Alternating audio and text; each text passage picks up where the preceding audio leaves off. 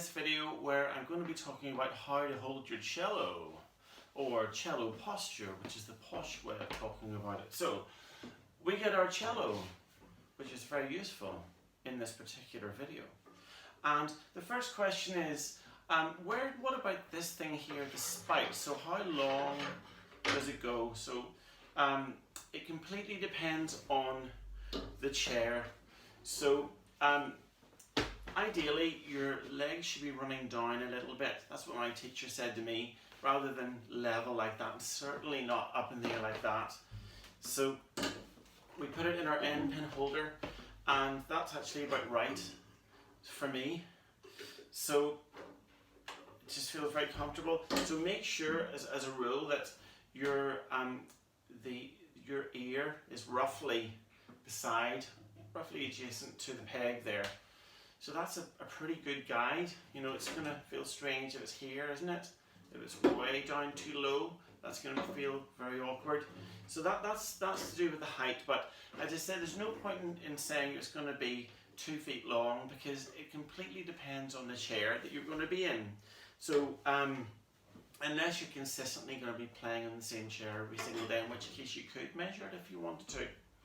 So anyway, what's the next thing? Now, it's very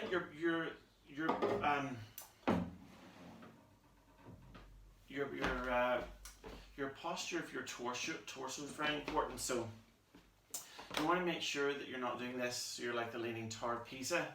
You want to make sure that your feet are planted flat on the ground, so that that you feel very grounded. So you can stand up easily like this, like when you say, okay, like that. So do it like that. Try that a few times. So you lean forward and then you go up and then back. So if you're sort of doing this with your leg, or this leg's here or whatever, that's going to be very, very hard to do. So you got your spine sorted out. This is going to be roughly here. Now, what I do is, I make sure that my cello is square to the chair. Do you see that the chair is facing that way? The cello is facing that way, and this is the bit which is going to blow your mind.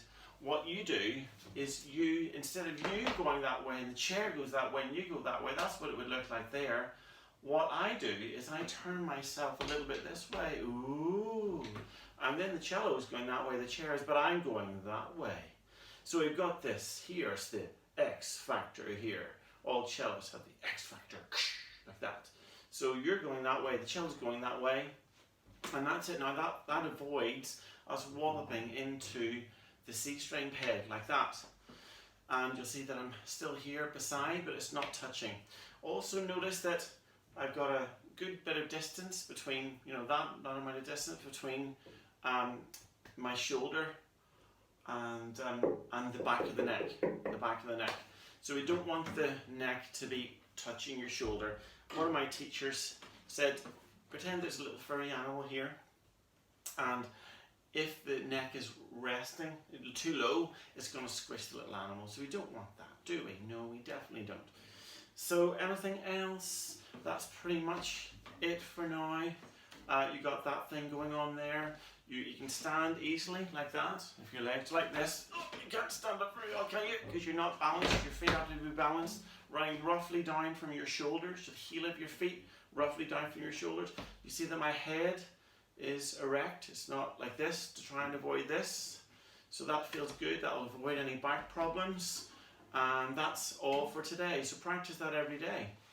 Practice standing up and sitting down like that.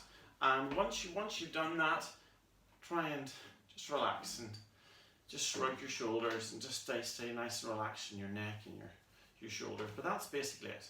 So have fun with that every day. So be aware of that. Go through those checklists every single day. And oh yes, one other thing is what we're going to talk about, the bites. So what are the bites? Well, my cello is funny because it doesn't have any bites, but bites are just little sticky outy things which would be about here on probably one of your cellos, but this is carbon fiber, and this means that so your kneecap is going to be roughly below the little bite, which is going to be here in your cello, the little pointy bit, which is going to be here. And you can do the knobbly knees test, so that I've just got it nestled there. It's not moving, but look, I can do the knobbly knees. So both my legs are going like this.